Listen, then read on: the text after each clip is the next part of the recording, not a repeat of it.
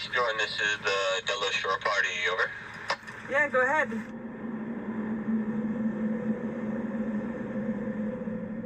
It looks incredible from here, like the light shining on the sail, and the glacier just looks massive behind the boat.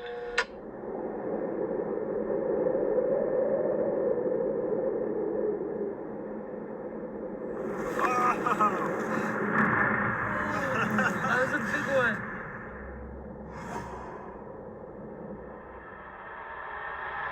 Holy there's a lot of ice around the boat. We need to go now. I don't know why we were all so eager to say yes to this trip in the Arctic. The idea of sailing in a part of the world that is so different than what we're used to in the tropics. I kind of know what to expect, but I don't know what to expect because I've never been there, and this is out of my comfort zone.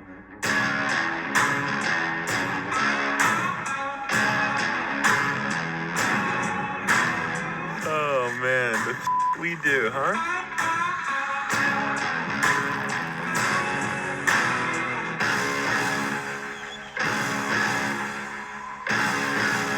Bears.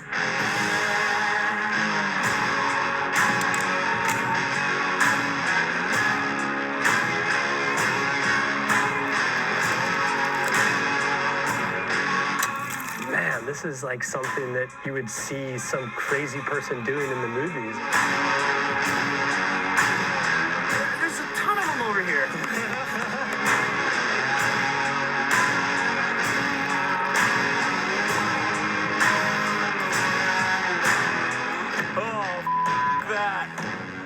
There's a saying that the Arctic will kill the unprepared. The minute you let your guard down is when something's going to happen. Hi, everybody. Nora Dunn, AKA the Professional Hobo. And I'm really excited for this video today because I'm interviewing two people that you know what? I'm just going to read the introduction and launch right into it because I'm really excited. Brady Trautman and Alex Blue are sailors, filmmakers, and entrepreneurs. Brady started one of the first sailing YouTube channels with his older brother 10 years ago when they set sail from Mexico to the South Pacific on a boat named SV Delos. They uploaded their vlogs for their friends and family to watch, which turned into a successful business many years later with over 600,000 subscribers. Alex was sent an episode from a few years back, sent a spur-of-the-moment email, which led to a Skype call, and within 2 weeks, she flew to South Africa to hop on Delos for their passage across the South Atlantic. Alex started her own production company in college, and now that Brady and Alex have left Delos, they started their own sailing school, it's called Cruisers Academy, and their own YouTube channel to showcase short films. Now, here's why I'm really excited to be speaking to Brady and Alex today.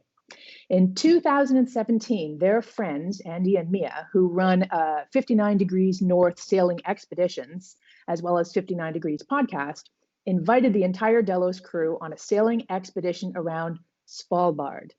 And if you don't know where Svalbard is, join the club. I had to look it up. It's an archipelago of Norway, just about 600 miles from the North Pole. Although the Delos crew had only ever sailed in the tropics, they immediately jumped at the opportunity to explore one of the most untouched areas of the planet. In summer of 2018, 8 crew members lived aboard a 48-foot boat for 3 weeks while exploring and filming around Svalbard.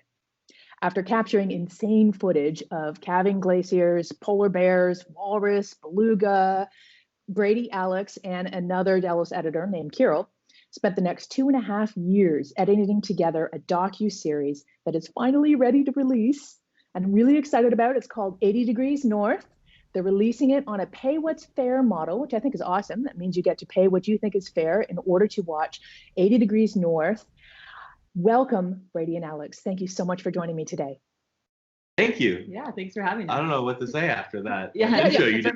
Summary of our life and our last several years. Thank you. I watched this series. I binged the entire series in an afternoon. It was very easy to binge. Cool. Fascinating, always wanting to watch the next episode. The cinematography is beautiful. The story is captivating.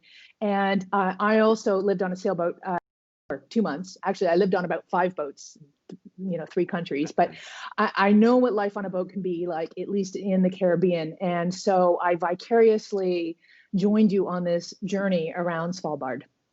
So Yeah.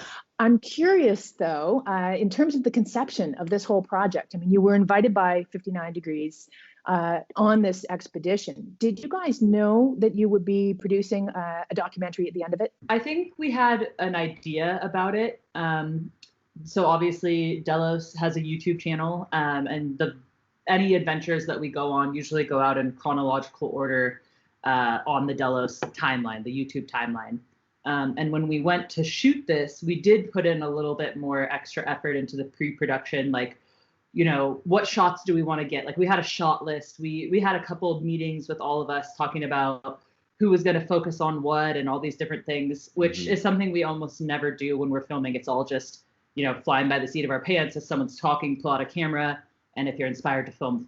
So we gave it a little bit of extra effort in the beginning without really knowing where it would go.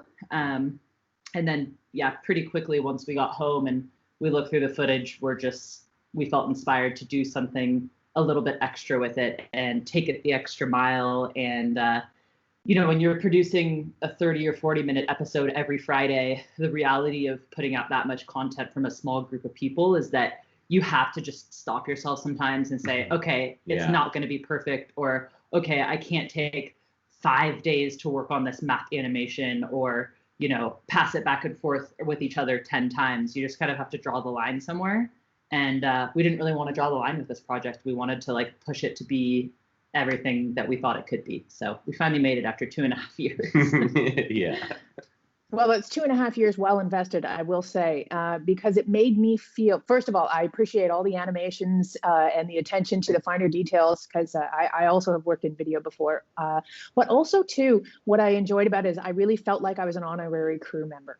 And you were, you definitely caught all kinds of interesting footage. Everyone had a camera and everyone was recording this expedition in one way or another. So, and I like the fact that you took the viewers along, not only on the actual journey, but also on the filming thereof. It's always nice to kind of feel like you're getting the inside scoop behind the scenes. Yeah. I think that's something we really enjoy doing, and luckily have, I wouldn't say we're natural at it, but that's kind of what we pride ourselves in on the YouTube channel for Delos, is to take people along and people feel like they're there with us the whole time.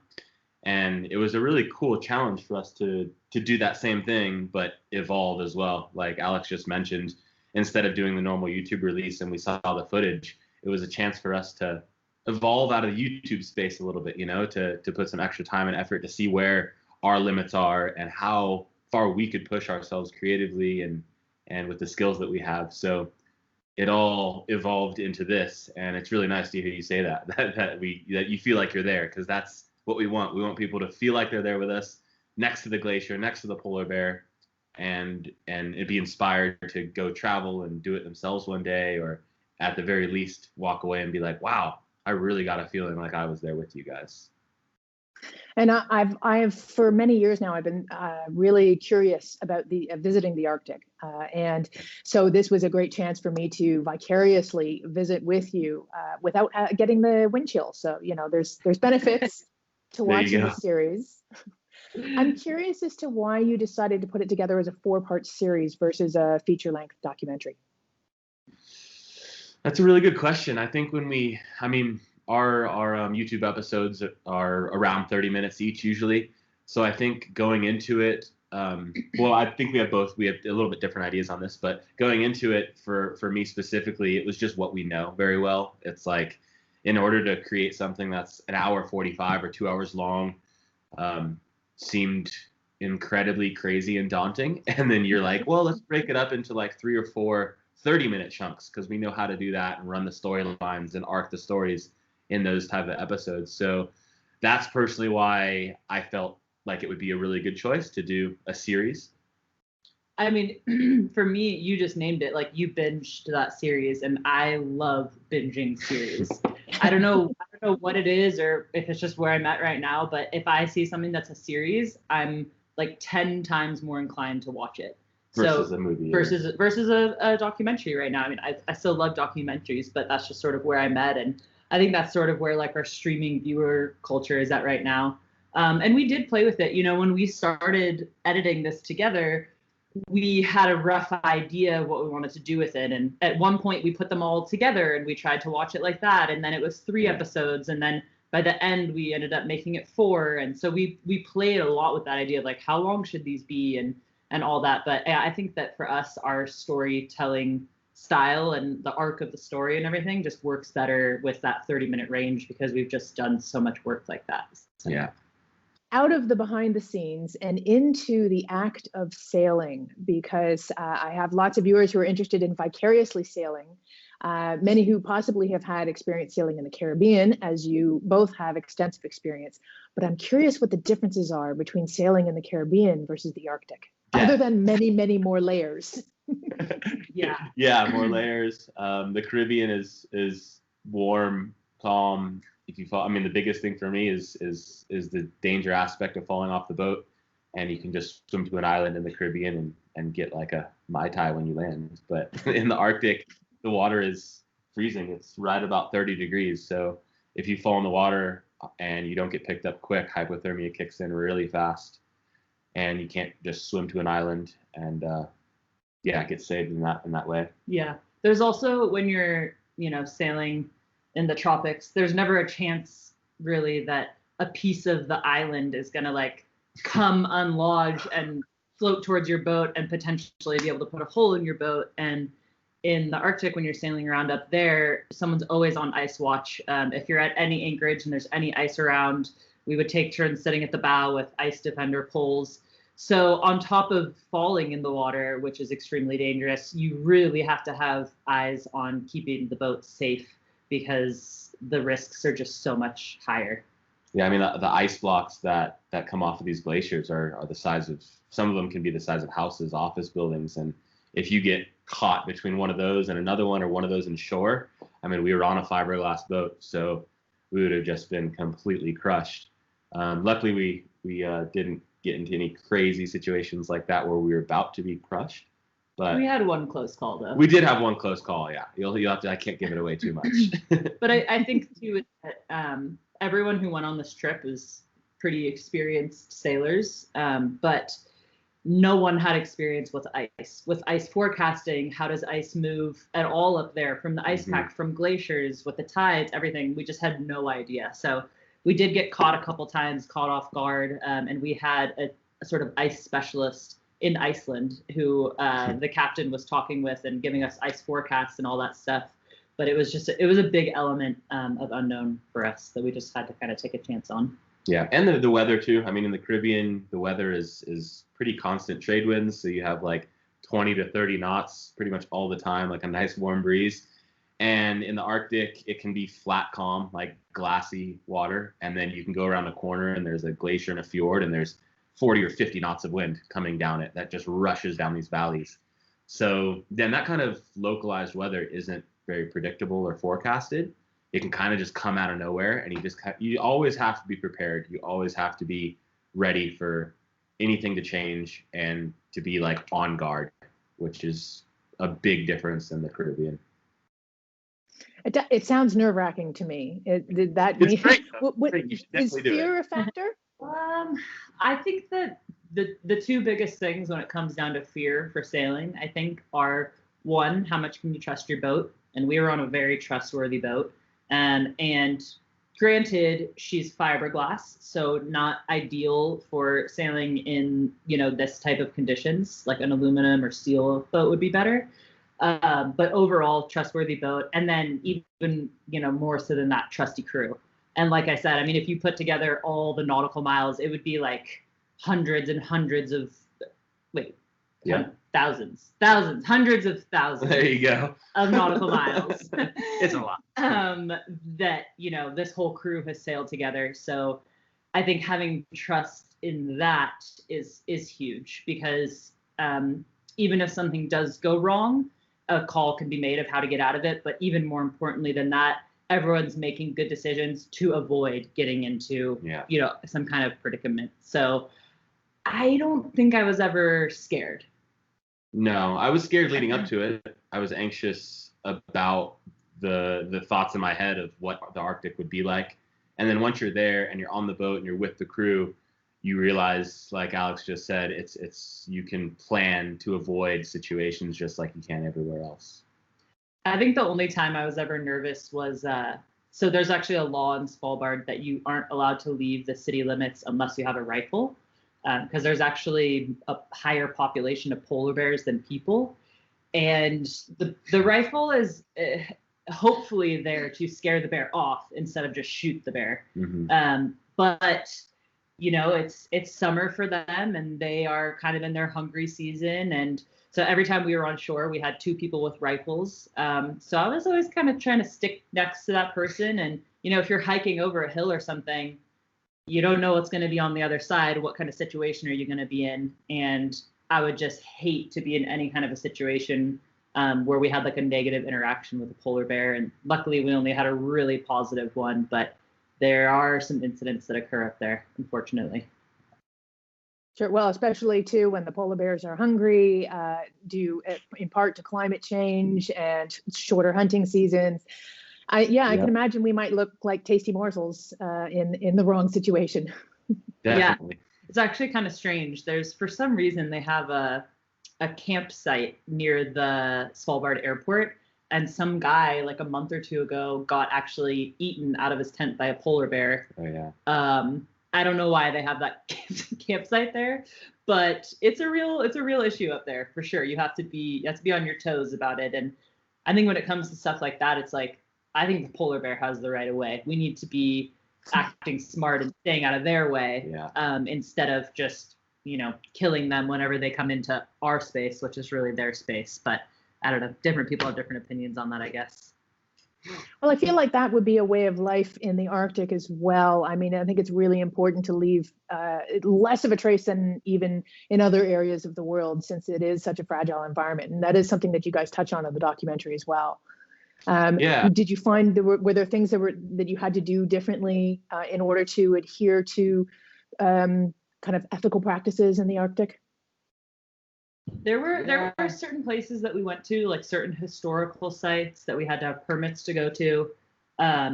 There's different sets of rules regarding each animal. So like how close can you get to each animal and what's sort of the procedure if things go wrong or anything like that. So we definitely adhered to all of those. We had to have a permit to even go to Svalbard at all. So there's definitely more like paperwork involved with going there.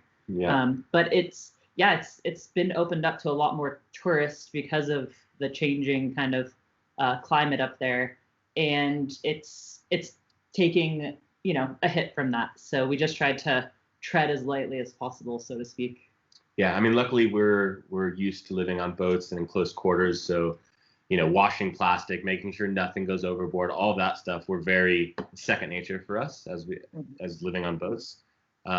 And unfortunately, a lot of the stuff that we found up there was from either the fishing industry or had come in from the Gulf Stream. Like some of the trash must have been from, you know, as far south as the Caribbean or Mexico, and has been just carried up the coast of America, wherever, and has been carried up there. So we found flip-flops and like shampoo bottles and deodorant and all kinds of, and you're in the Arctic, like so far away from anything, and you're finding this stuff on the beach. It's bizarre. It's really bizarre.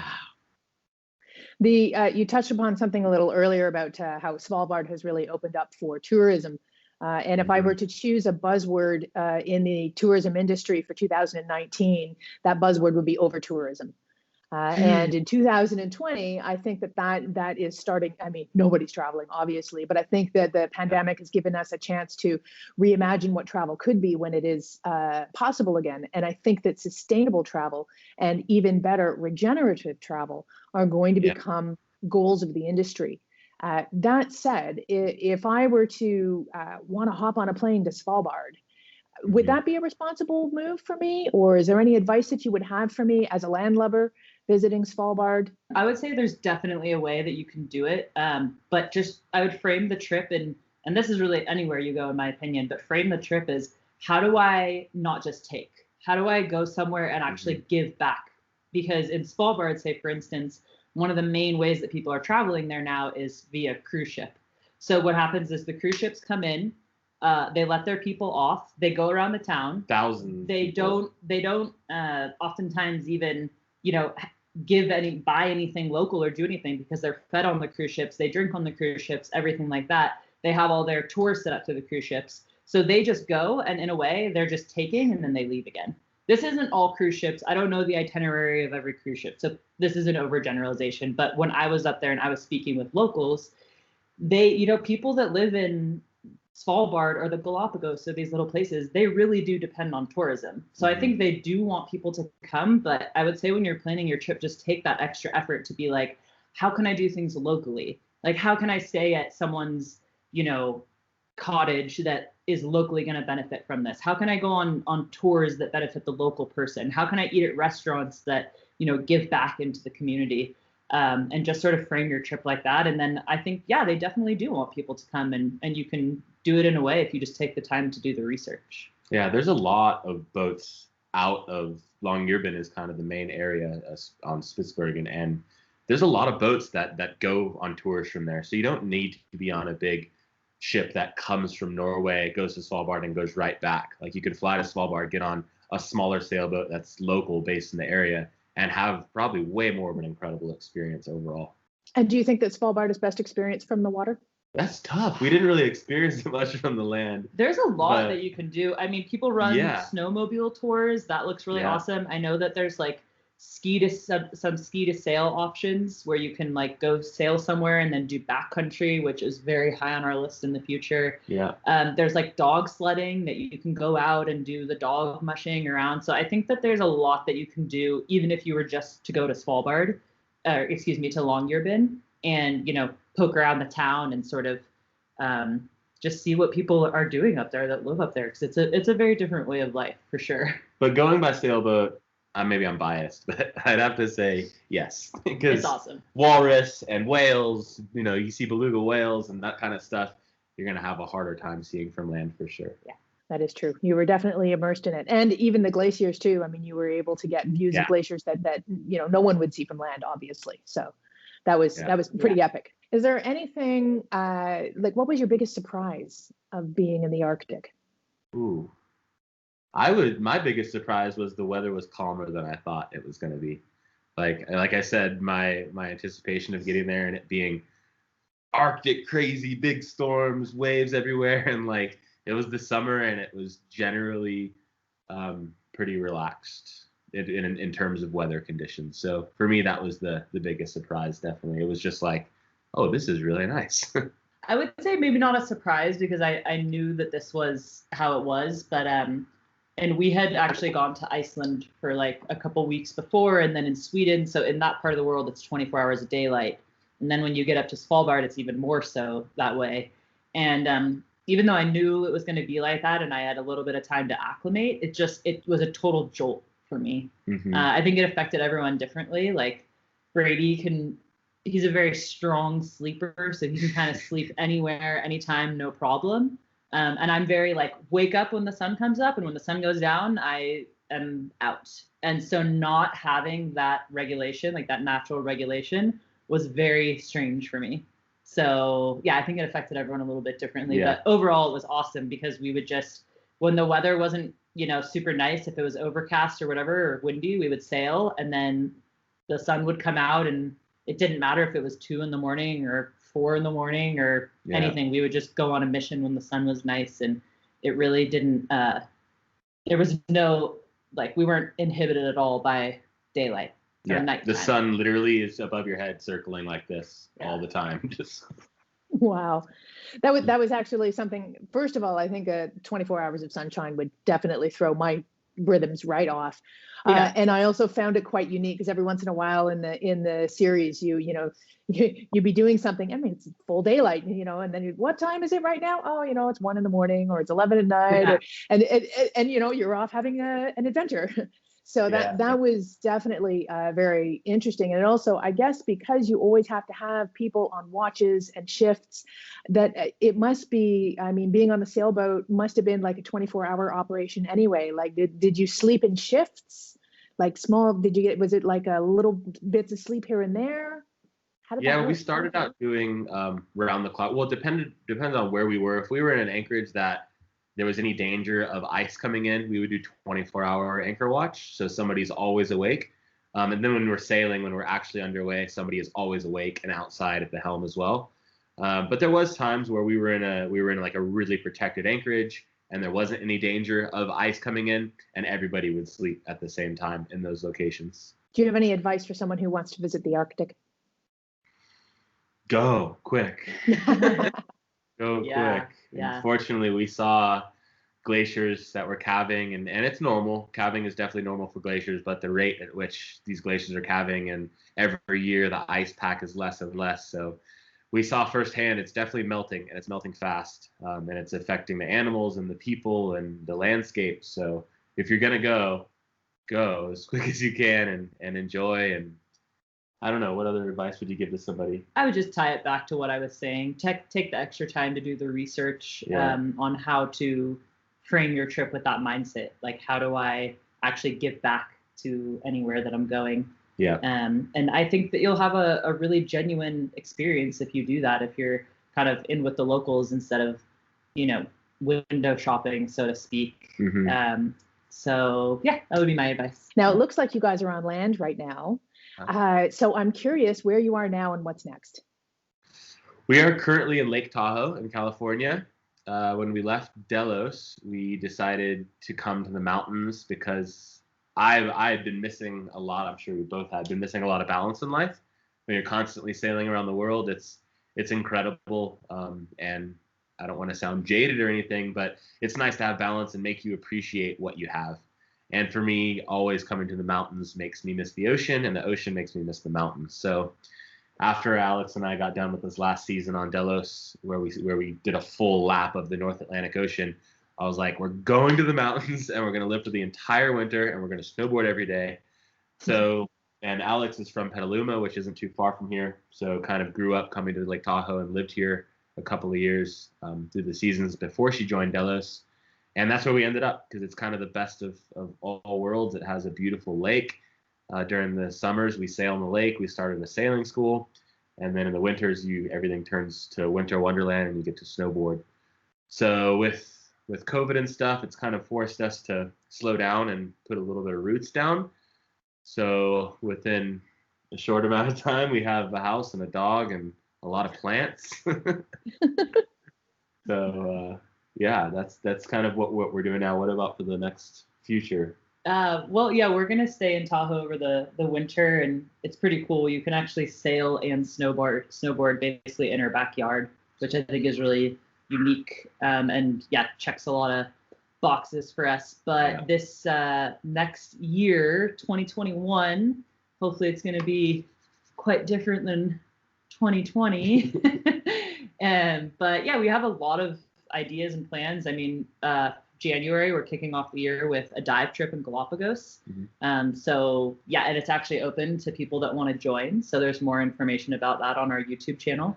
Then we're looking at a big boat for sale. We bought a bunch of smaller boats this past summer and started a sailing school. So we'll be teaching on Lake Tahoe. And then at the end of next summer, I think probably go for a bigger sailing trip out on the ocean again. But who knows? Yeah, who knows? Absolutely. Let the wind blow you, literally and figuratively. Yeah, That's exactly. it. Exactly. Now, you did mention your YouTube channel, so I assume that you are still filming your adventures. Where can people find you? It's the same name as our sailing school. It's called Cruisers Academy. Yeah, search that on YouTube or Google, on Instagram, whatever. That's where you can find specifically what Alex and I are up to and our future filming projects that we're going to get into. And if you feel like going down a rabbit hole of 10 years of videos, there's the SV Delos YouTube channel also that Brady and Brian started, over 10 years ago. There's like 270 or 280 episodes about sailing and traveling the world. So, and they're all like 25 to 30 minutes long. So if you really want to binge something, that's where you start. Yeah. And of course, people can find your documentary at 80northseries.com. That's correct. Is there anything you would like to leave us with today? That's it. The documentary's out. We're so stoked for this to be out and have other people see it besides us two. We've spent over 2,000 hours editing this thing, and like every little detail and everything has been put the way we like it. And that's it. Head to the website and watch, see what you think you want to pay for it, and enjoy. Yep. Awesome. Well, thank you guys. Thank you, both of you, Alex and Brady, for taking the time to chat with me. And I hope that everyone heads to 80northseries.com to watch this fabulous 4-part docu-series about circumnavigating Svalbard. Thanks, Awesome. everybody. Nora Dunn, aka the Professional Hobo.